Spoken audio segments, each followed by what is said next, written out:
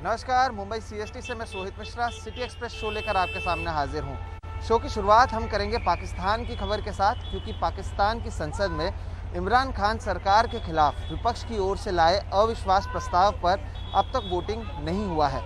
कुछ देर पहले पाकिस्तान के स्पीकर ने जो संसद है, जो नेशनल असेंबली है, उसे 10 बजे तक स्थगित कर दिया है।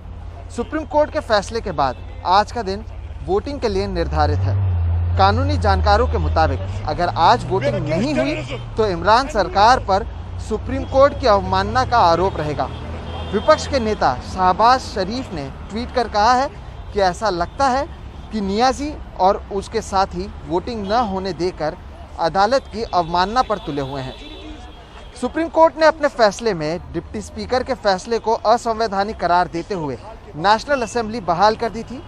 साथ ही आज अविश्वास प्रस्ताव पर वोटिंग का आदेश दिया था। विपक्ष का दावा है कि उसके पास 176 सांसदों का समर्थन है, जबकि बहुमत के लिए 172 सांसद का समर्थन ही जरूरी है। इन सब के बीच प्रधानमंत्री इमरान खान ने कैबिनेट की बैठक बुलाई है। इस बैठक से क्या निकल कर आएगा, उसको लेकर भी काफ़ी कयास लगाए जा रहे हैं। इमरान अब भी आरोप लगा रहे हैं कि उनके खिलाफ अमेरिका से साजिश रची गई है। हालांकि अमेरिका ने इन सभी आरोपों को सिरे से खारिज कर दिया। आज दोपहर भी नेशनल असेंबली की कार्रवाई के दौरान इमरान समर्थकों और विरोधियों के बीच तीखी बहस हुई। हंगामे के बीच स्पीकर ने सदन की कार्रवाई स्थगित कर दी थी। 3 घंटे के बाद कार्रवाई दोबारा शुरू हो पाई थी।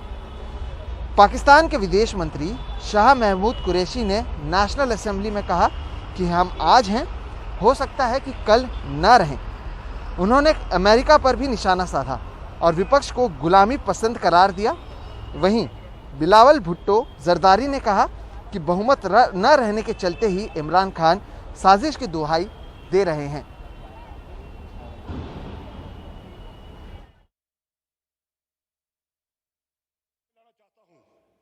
यूक्रेन के साथ अदालत ने ये फैसला सुना दिया है कि आपने आज 3 अप्रैल का कार्रवाई मुकम्मल करना है, वोटिंग करना है।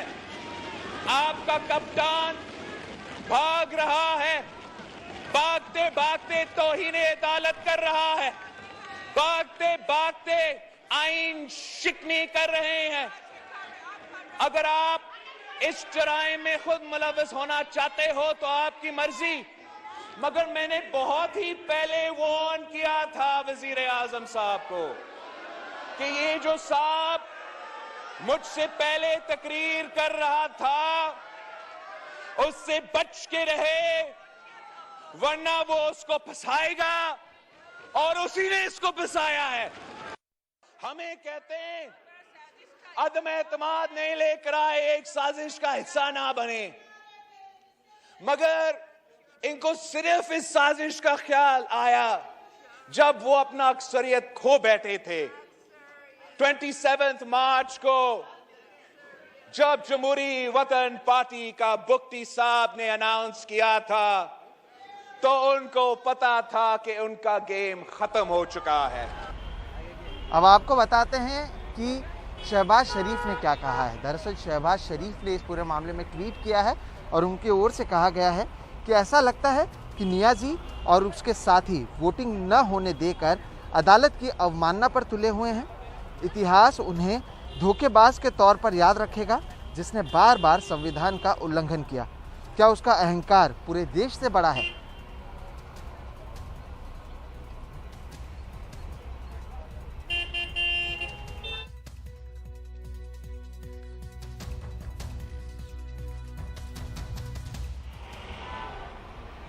तो वहीं नोएडा की अगर बात करें तो नोएडा में सुपरटेक बिल्डिंग की ओर से बनाए गए ट्विन टावर को गिराने से पहले अब रविवार के दिन कहीं ना कहीं ड्राई रन किया जाएगा।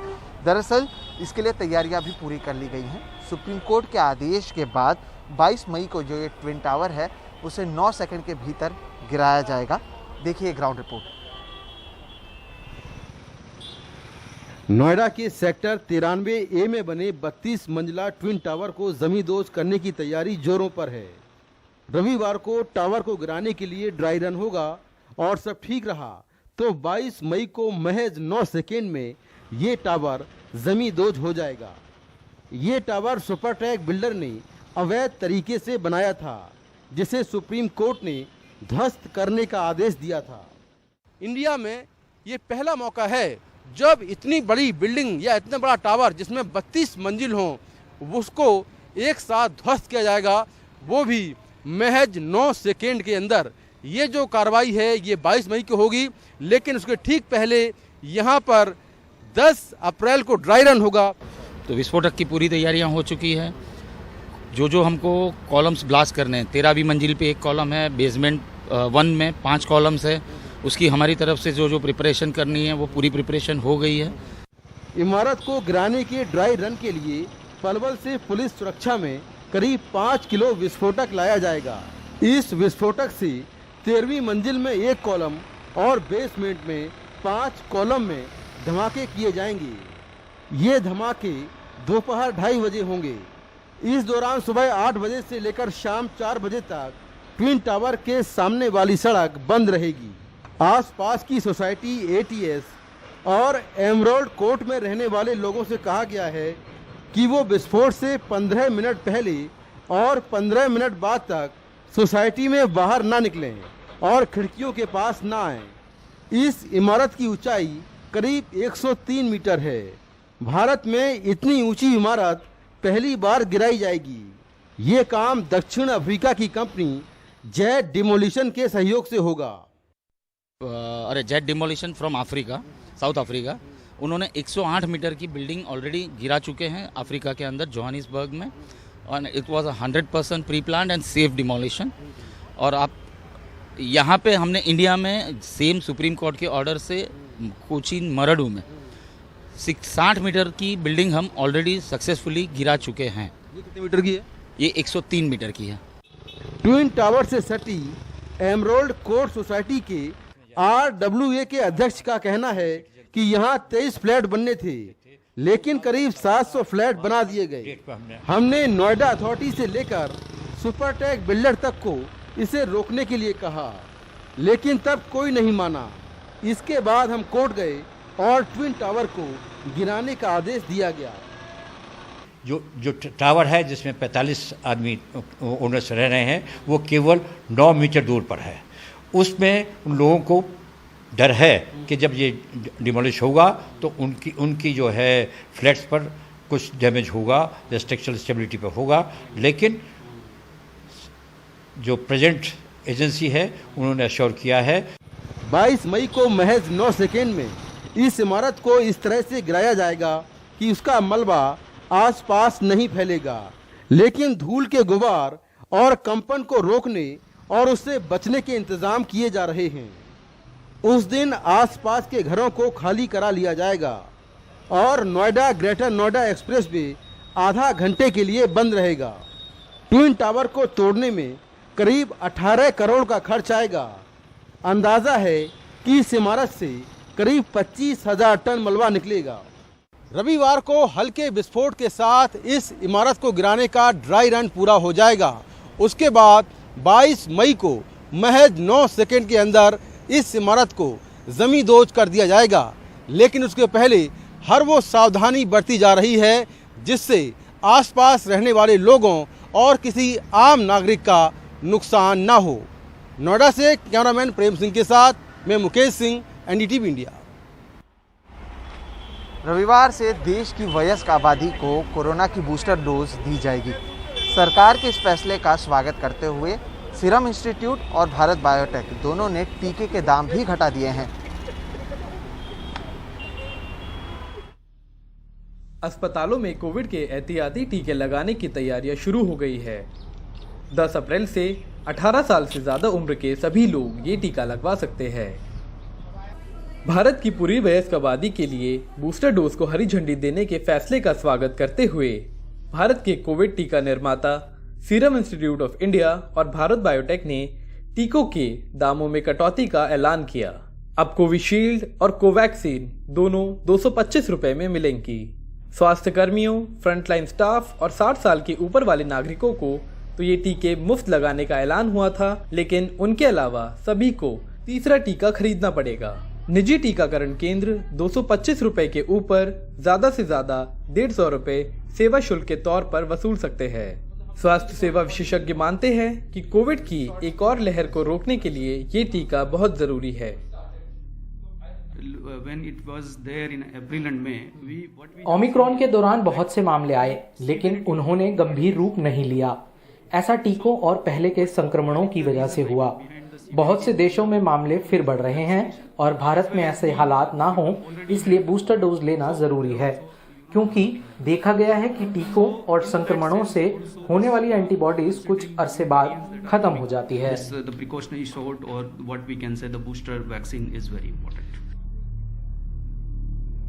केंद्रीय स्वास्थ्य सचिव ने 18 से 59 साल के लोगों के लिए एहतियाती डोज पर सभी राज्यों और केंद्र शासित प्रदेशों के स्वास्थ्य सचिवों की बैठक की और राज्य सरकारों को लिखकर बूस्टर डोज के लिए दिशा निर्देश भेजे कि एहतियाती टीका वही हो जो टीका पहले 2 बार लग चुका है। एहतियाती डोज के लिए सभी योग्य लोगों को कोविन SMS भेजेगा। तीसरी डोज के लिए पहले से समय ले सकते हैं या उसी समय जाकर लगवा सकते हैं। एहतियाती डोज के लिए कोविन पर नए रजिस्ट्रेशन की जरूरत नहीं। निजी कोविड टीकाकरण केंद्र को कोविन पर दाम बताना जरूरी। निजी कोविड टीकाकरण केंद्र को टीके की सही संख्या बताना जरूरी। स्वास्थ्य कर्मियों, फ्रंटलाइन स्टाफ और 60 साल से ऊपर वाले नागरिकों को पहली, दूसरी और एहतियाती टीकों को मुफ्त लगाने की योजना जारी रहेगी।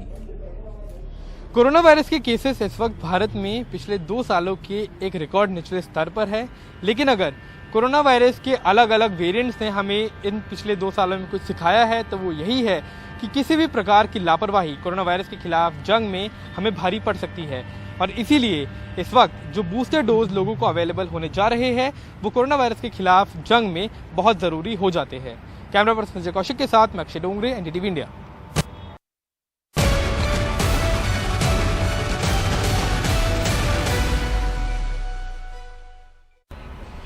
बेंगलुरु के कई धार्मिक स्थानों और व्यावसायिक प्रतिष्ठानों को बेंगलुरु पुलिस और साथ ही साथ स्थानीय प्रशासन की ओर से नोटिस दिया गया है। इनसे ध्वनि प्रदूषण पर नियंत्रण रखने को कहा गया है। बेंगलुरु की एक पुरानी और बड़ी मस्जिद को नोटिस नहीं भेजा गया है। इस मस्जिद में अजान के वक्त विशेष यंत्र का इस्तेमाल होता है जो ध्वनि प्रदूषण के स्तर को अदालत के तय पैमाने के अनुरूप रखता है।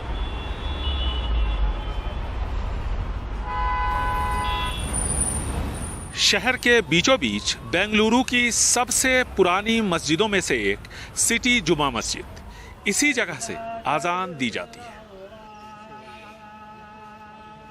अजान जितनी ऊंची आवाज में दी जाए, मस्जिद की मीनारों पर लगे लाउड स्पीकर से तयशुदा मापदंडों के मुताबिक ही आवाज बाहर जाएगी और इसकी वजह है ये डिवाइस। यहाँ के नौजवान ने इस एक डिवाइस को तैयार किया जो साउंड कंट्रोल डिवाइस है। तो अगर हम इसको लॉक कर देते हैं तो इसमें अगर आवाज भी जोर से बोली जाए या साउंड भी ज्यादा कर दें तो वो ना तो साउंड बढ़ता है ना तो आवाज जितनी होनी चाहिए वो हद में मुकर्रर रह जाती है। किस तरह से डे और नाइट को कैसे चेंज करते हैं आप? बस ये इसमें एक स्विच लगाया गया है। अगर इस तरफ इसको फेर दिया जाए तो डे टाइम का हो जाएगा, अगर फिर सेंटर लेके फिर इसको लेफ्ट में फेर दें तो ये नाइट टाइम के लिए हो जाएगा। नाइट में कितना है लिमिट यहाँ पे इस एरिया में? नाइट में यहाँ पे इस वक्त 55 dB है और दिन के लिए 65 है। चूंकि ये कमर्शियल एरिया है तो यहाँ दिन के वक्त में 65 dB मुकर्रर किया गया है और रात के वक्त में 55 dB रखा। यानी अलग अलग लोकेशन के हिसाब से इसमें dB की जो रिक्वायरमेंट है उसको चेंज किया जा सकता है। जी हाँ, वो जो इंजीनियर्स हैं वो इंजीनियर्स इसमें से पहले ही उसको तय करके फिक्स करके फिर उसके बाद वो एरिया के हिसाब से इसको ले जाके वहाँ लगा देते हैं। तकरीबन 1700 रुपए कीमत वाले इस डिवाइस का प्रयोग मंदिरों और दूसरे प्रतिष्ठानों में भी किया जा सकता है। सरकार ने तकरीबन 300 मस्जिदों के अलावा कई मंदिरों, कुछ गिरजाघरों और व्यावसायिक प्रतिष्ठानों को नोटिस भेजकर निर्देश दिया है कि अदालत के आदेश के मुताबिक ध्वनि को नियंत्रित करें, नहीं तो कानूनी कार्रवाई की जाएगी। इस मस्जिद की तरफ से एक सराहनीय प्रयास किया गया है। हर धर्म के मानने वालों की ये जिम्मेदारी है कि वो सुनिश्चित करें कि उनकी धार्मिक मान्यताओं और रीति रिवाजों से दूसरे धर्म के लोगों को परेशानी न हो।